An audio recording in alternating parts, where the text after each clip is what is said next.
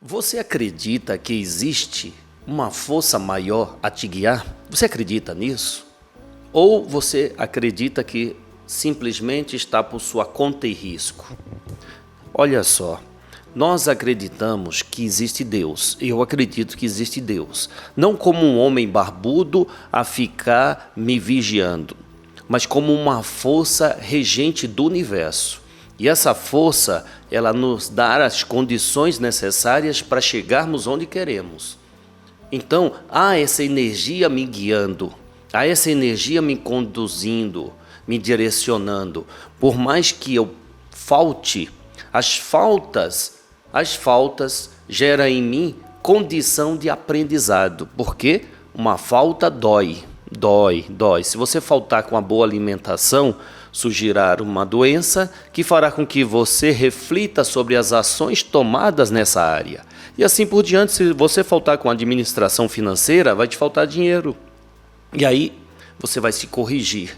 Então, há sempre uma força regente. Esse é o tema que nós vamos abordar hoje, dia 30. Fica aqui conosco, vai. Aqui é o programa Madrugada com Deus. Aproximando a espiritualidade de você. Graças a Deus, bom dia, boa tarde, boa noite, boa madrugada. Estamos começando uma segunda-feira, dia 30, amanhã 31, último dia do ano, depois quarta-feira, primeiro dia do novo ciclo de 2025. O que você espera para 2025? Você espera ter uma direção melhor? Você espera ser conduzido um rumo mais agradável do que foi esse ano que se encerrou ou que está se encerrando? Para isso, você tem que permitir ser conduzido, ser guiado, ser orientado, ser intuído. Sabe, é comum a todas as crianças ter um pai, uma mãe, uns pais para poder cuidar delas. É comum, não é? Enquanto ela ainda não tem maturidade para se cuidar sozinha, tem esses anjos bons, chamados pais, que direciona cada um destes seres ao rumo do seu crescimento, da melhora. Por mais que os pais não tenham toda a condição possível, mas o que é de condição deles, o que é de capacidade de cada um, é doado. E doado com amor, não é? Não posso dizer que todos os pais são desse jeito, pois existem alguns que se perdem e perde esse sentimento de amor paterno, materno, não é mesmo? Mas numa grande maioria, estes espíritos, eles se prepararam para serem guias destas crianças. Assim também, todos nós, mesmo sendo adulto, numa idade de independência dos pais, temos os nossos guias. Estes são espíritos amigos que estão dedicadíssimos a nos ajudar, muito dedicados, fazendo aquilo que é possível e na visão material impossível, para que não nos percamos nessa estrada da vida. Agora, seguindo sempre as leis. Entre essas leis, a lei do livre-arbítrio. Um anjo guia, um guia espiritual, ele não vai interferir no seu livre-arbítrio. Ele vai te pontuando as faltas, ele vai ampliando a sua visão sutilmente, sempre com sutileza. Por que nós destacamos a sutileza? Porque o mérito deve ser totalmente de quem faz, seu. Se você cria uma dependência do guia, você fica a esperar a ação do guia e não toma a própria atitude. Quer dizer, não parte de você fazer aquilo que é preciso para ter o que quer, porque você fica na dependência. Meu guia vai me ajudar, meu guia vai fazer, meu guia vai trazer isso, meu guia vai trazer aquilo. Não. Meu anjo da guarda, ele é bom, ele vai me socorrer. Eu vou imprudentemente dirigir embriagado e vou dizer, meu anjo guardião vai me socorrer. Olha que Você é livre. Se você bebe e vai dirigir, não fique contando com o guia que vai te socorrer. Ele já te socorreu antes, dizendo a você, não dirija. Você bebeu, não dirija, mas você, teimoso e imprudente, não dá importância à intuição, à comunicação do guia, e aí sai com o seu automóvel embriagado. E aí? É problema do guia? Não. É falta de auxílio espiritual? Não. É imprudência mesmo. Então, é preciso compreender que o guia, o anjo guardião, esse espírito amigo, precisa que nós sejamos receptivos a essa ajuda. E essa receptividade vem quando nós fazemos uma prece, temos a consciência das ações tomadas. Quando a pessoa realmente tem consciência, meu Deus, a expansão da capacidade dela é infinita, mas é infinita mesmo. Ela vai expandindo a sua capacidade profissional, a sua capacidade em todas as áreas. Mas quando não, já viu, não é? Já viu. Então vamos fazer a nossa prece no começo desta semana produtiva, a prece que nós já nos habituamos a fazer, a prece do amanhecer. Mas olha, uma sugestão, mas eu posso dizer amorosa desse seu amigo, se você assim me considera.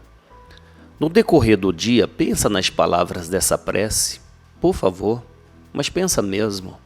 Se nós conseguirmos aplicar, que seja 10, 20, 30, 50, 60, 100% da prece, meu Deus, a nossa vida muda, mas muda mesmo.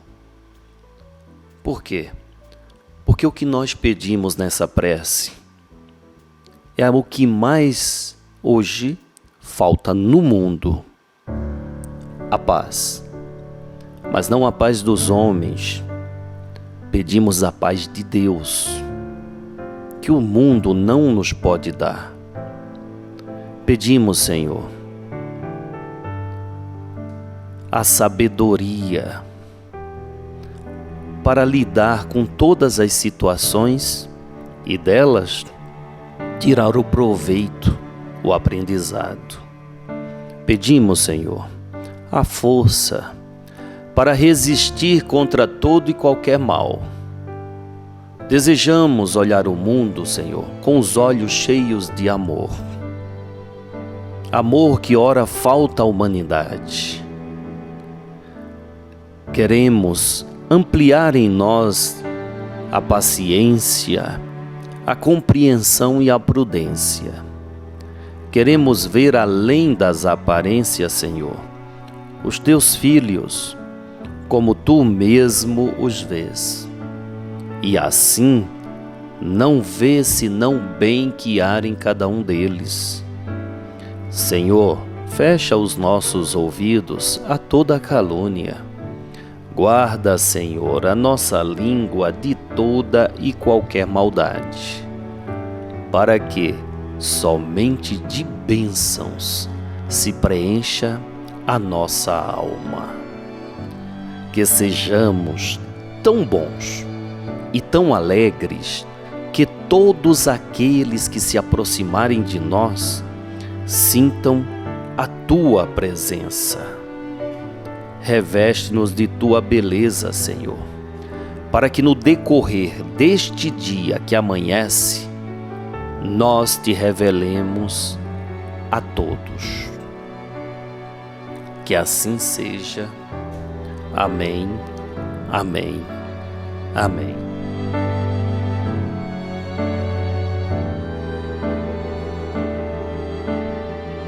Graças a Deus.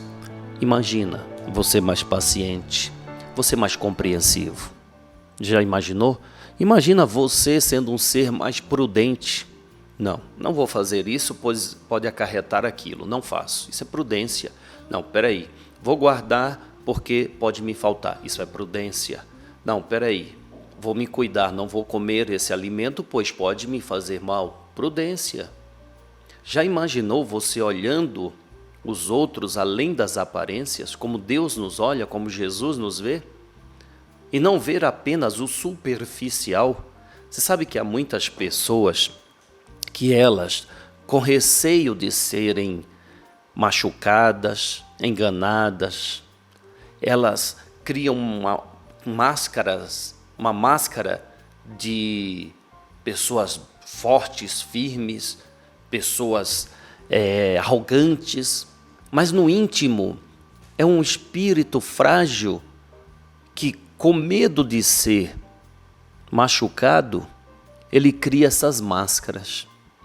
Jesus nos vê como nós somos e nós temos essa capacidade. Será que nós temos a capacidade de enxergar as pessoas como verdadeiramente ela é? Jesus, nessa prece mesmo, Francisco de Assis nos deu a dica de como fazer isso. Os olhos cheios de amor faz você enxergar a pessoa como ela é, não como ela quer aparentar. Então, quando você tem amor, você consegue sim ver a pessoa como verdadeiramente ela é. Uma pessoa que é má, que vive fazendo maldade, é uma pessoa debilitada espiritualmente, para não dizer doente. É assim que Deus nos vê, é assim que esses espíritos nos vê. Quando você enxergar alguém mal, fazendo maldade, entenda que aquela alma, ela é uma alma deficiente, é um doente. Então, quando você vê uma doença manifestada, não adianta ficar contra o doente. É preciso ficar contra a doença, mas contra o doente jamais. Então, estes irmãos espirituais, eles nunca estarão contra nenhum de nós, mas combatendo as chagas que trazemos, as doenças manifestadas, seja uma inveja, seja uma falcatrua, seja qualquer ação ruim. Para os espíritos de luz, isso é uma doença manifestada. É a manifestação da doença. Então, eles nunca terão mágoa no coração, raiva porque um doente está doente, raiva de um doente porque manifesta a sua doença, jamais. Você também, indo no hospital, você não vai ficar com raiva porque um doente está gritando de dor. Vai? Não seria falta de sensibilidade da sua parte ficar chateado porque o doente está gritando, chorando? Não seria muita falta de sensibilidade você chegar para ele e para de chorar? Não é? O que você faria? Não seria ajudar este a curar a sua doença? Assim também são as doenças do espírito. Bem, nosso irmão Guaraci, Caboclo Guaraci, vai abordar o tema: existe uma força maior que te guia? É a pergunta que nós fazemos. Deixe os guias espirituais te guiarem. Tempos em tempos,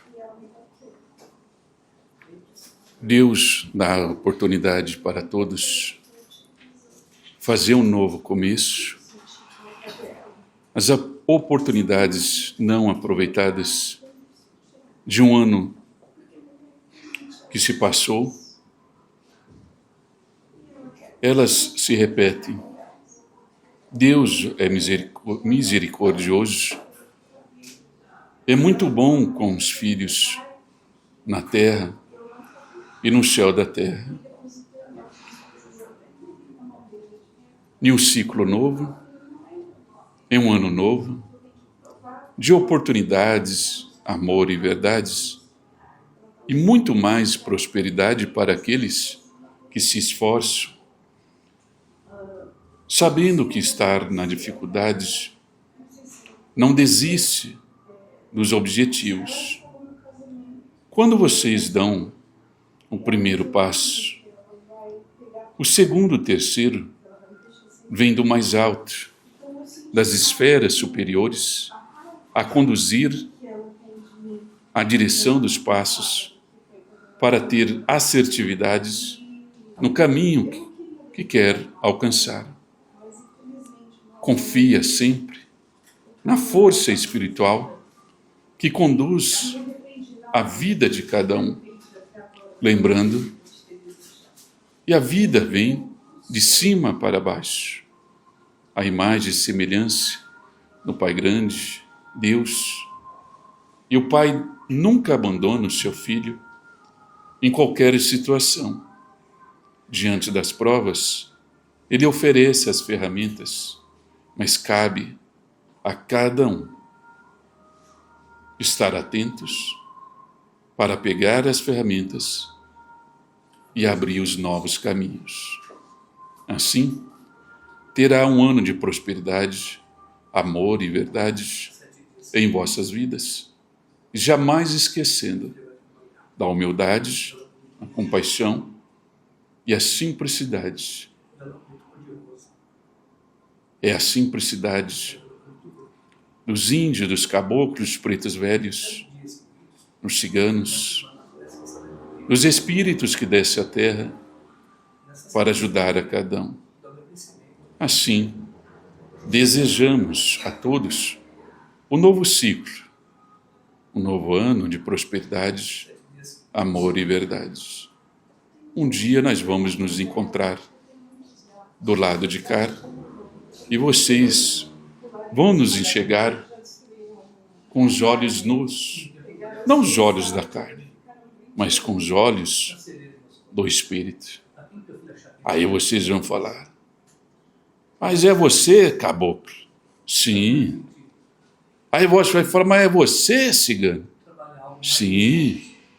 Mas são vocês todas essas falanges para nos ajudarem? Sim, somos nós. E assim é feito. Trabalho bom, trabalho simples. Salve Jesus, fiotada. Salve Jesus. Obrigado, Guaraci, obrigado mesmo, obrigado a essa espiritualidade. O Guaraci vai bem claro, né? O guia te ajuda, mas é preciso que você dê os passos em direção daquilo que você quer.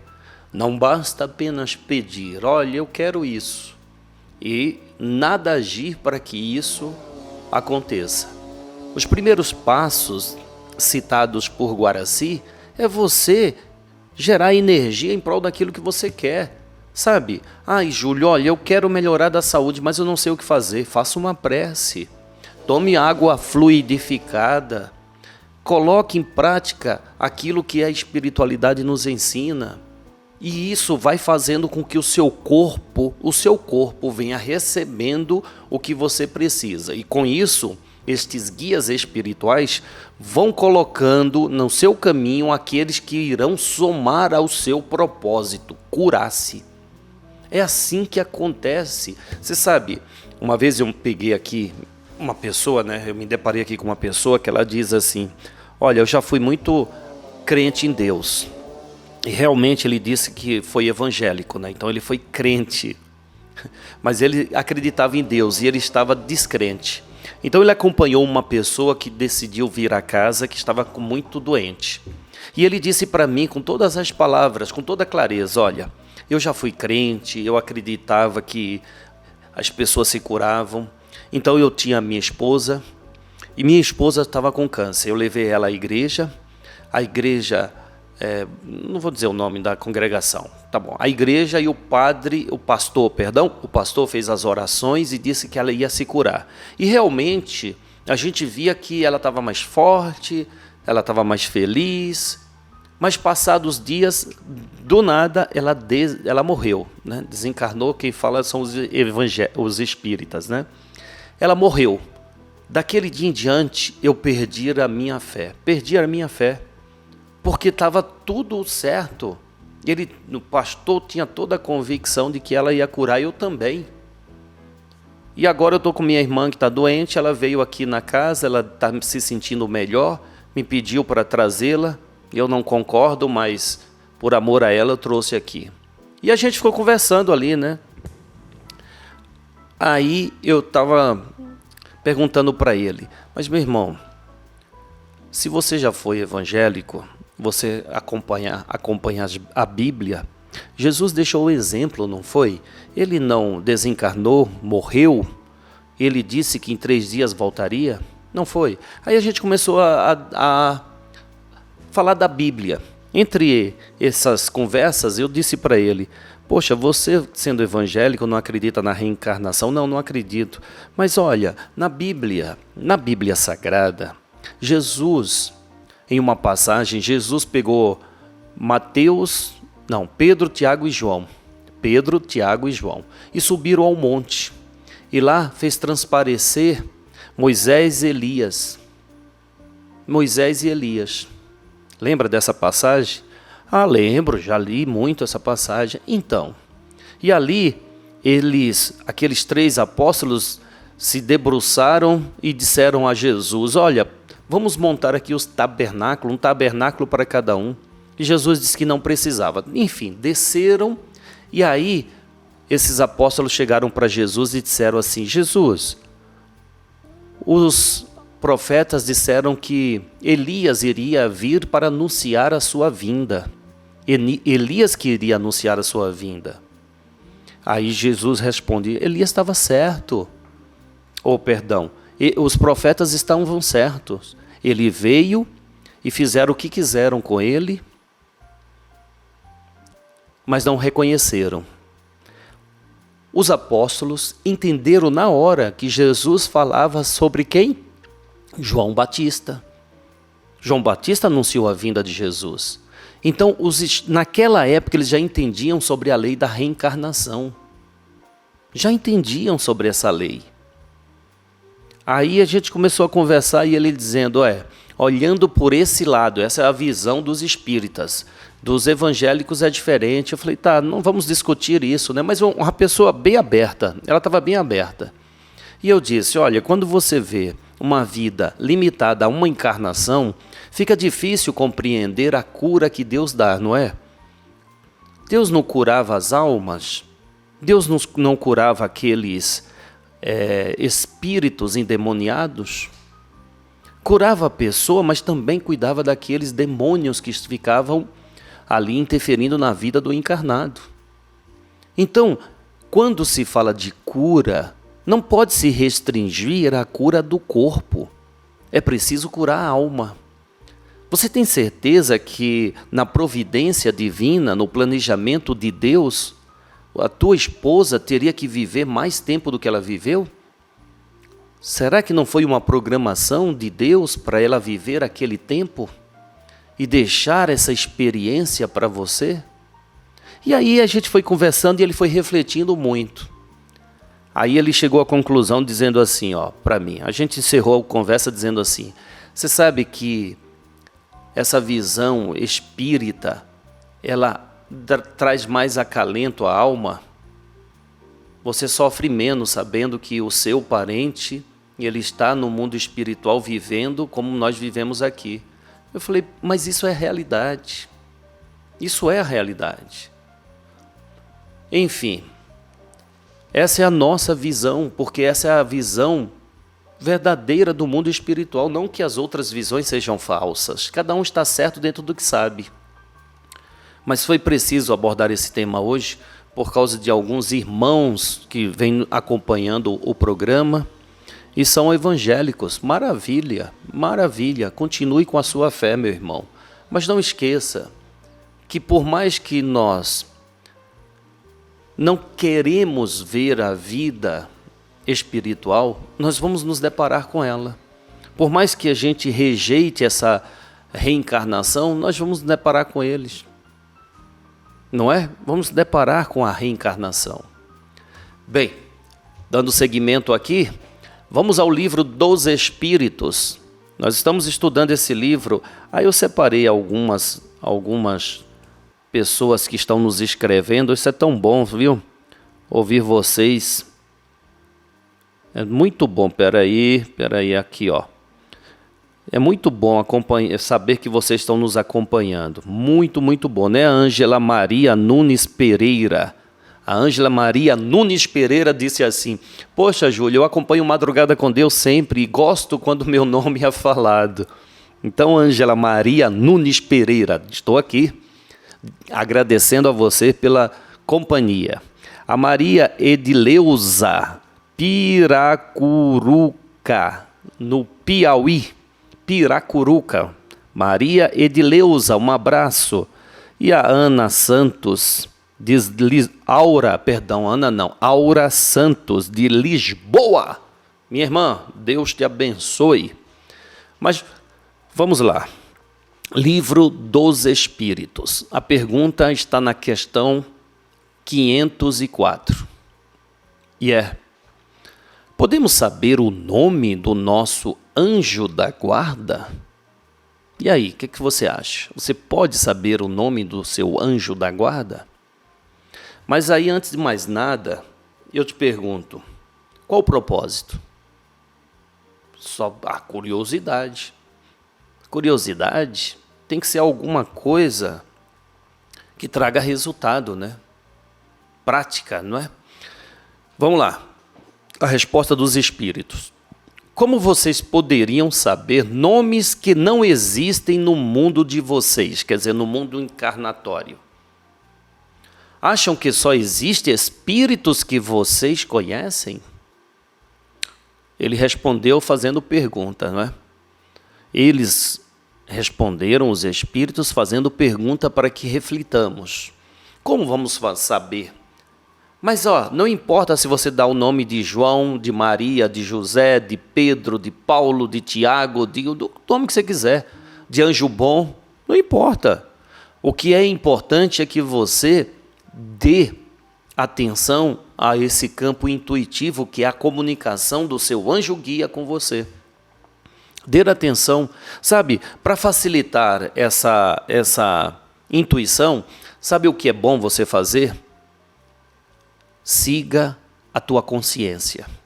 Se a tua consciência disser assim, cara, você fez errado, pronto. É o seu anjo guardião dizendo, você fez errado.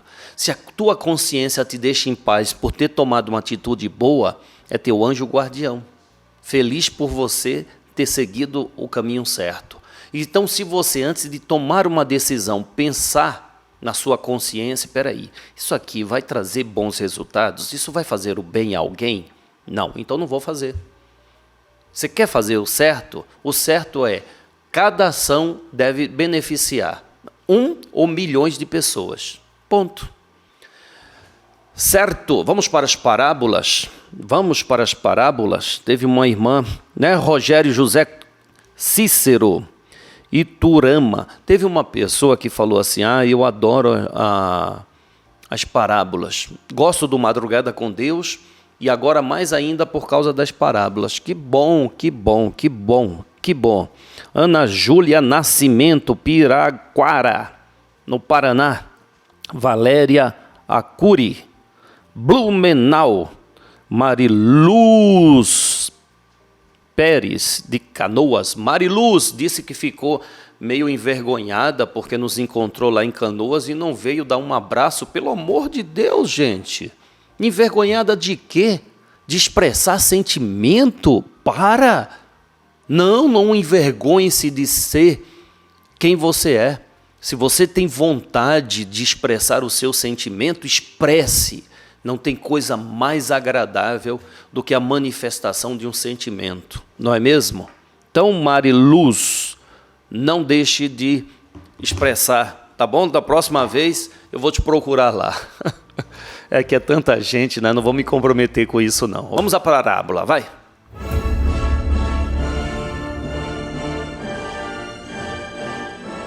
Parábolas de Jesus, dando continuidade, hoje no caminho a Jerusalém. Parábola do rico e Lázaro o leproso.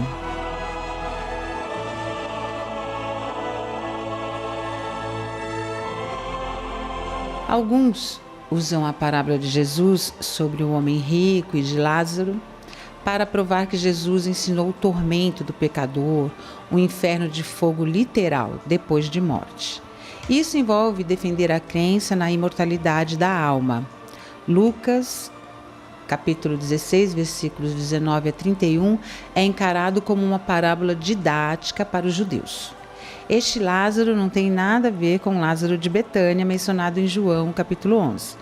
O homem rico caracterizaria os fariseus. Seio de Abraão é o lugar de honra no banquete, presidido pelo pai dos crentes, negado ao homem rico, mas admitido ao pobre Lázaro. As mortes do homem rico e do pobre Lázaro, igualmente simbólicas, representariam uma mudança das circunstâncias.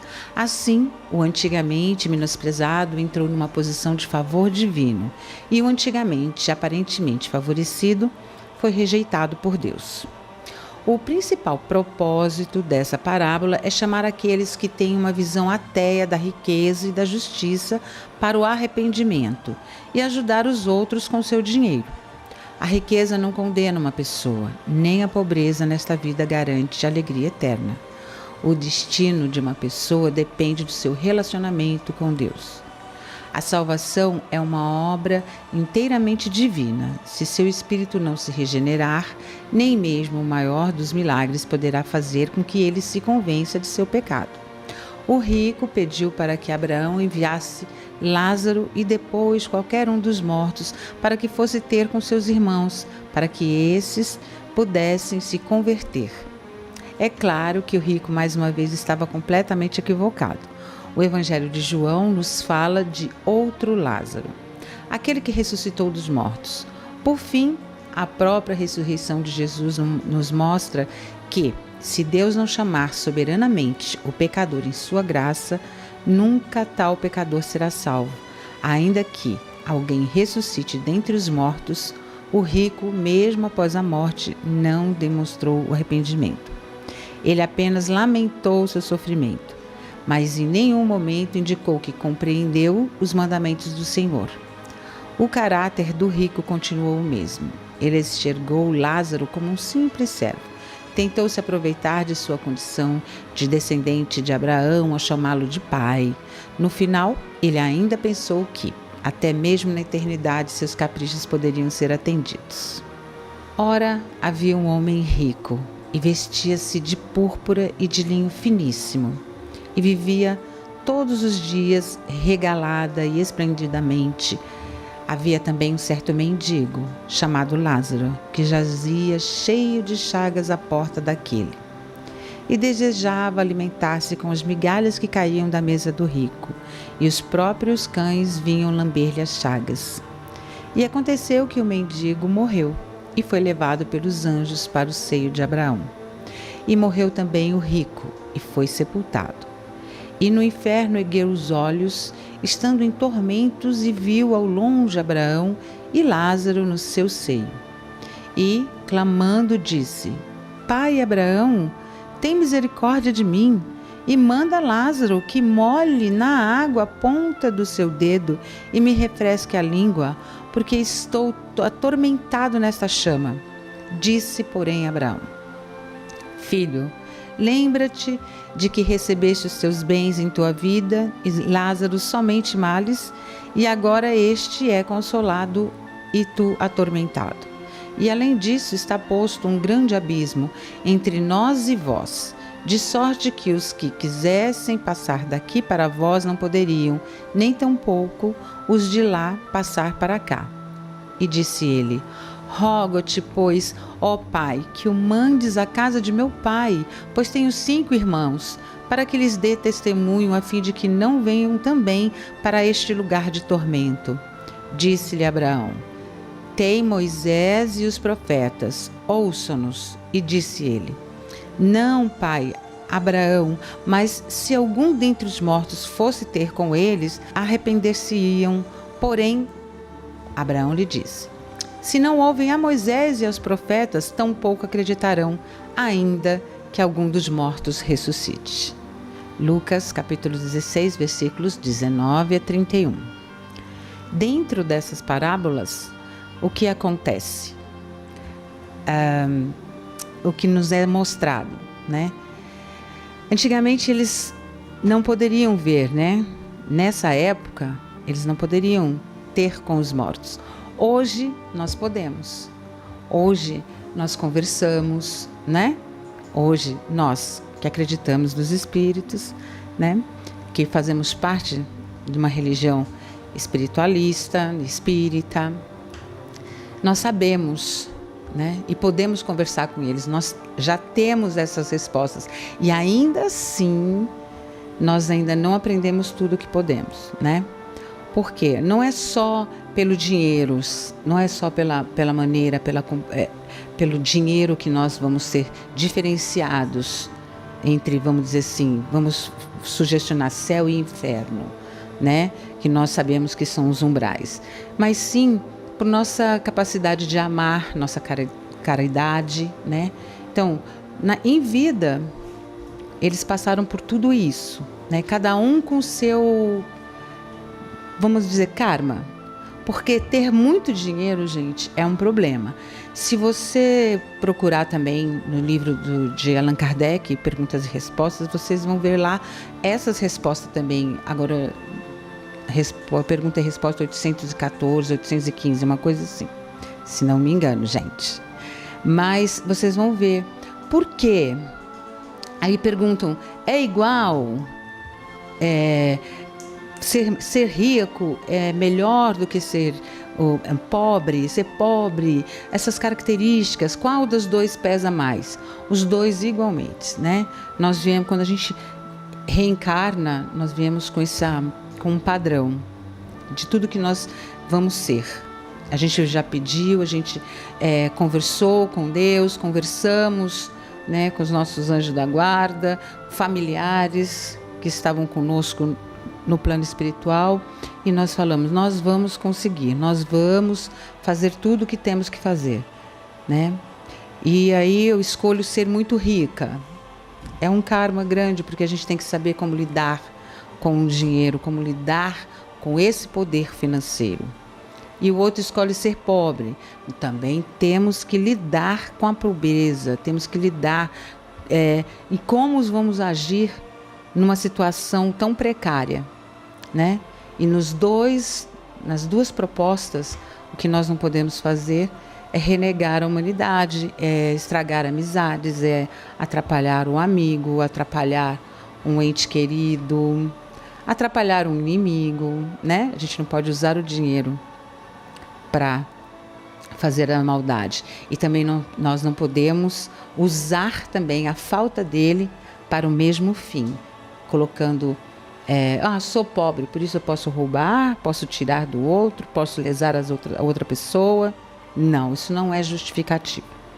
Portanto, pensemos bem sempre o que nós vamos fazer da riqueza e da pobreza. Até a próxima parábola.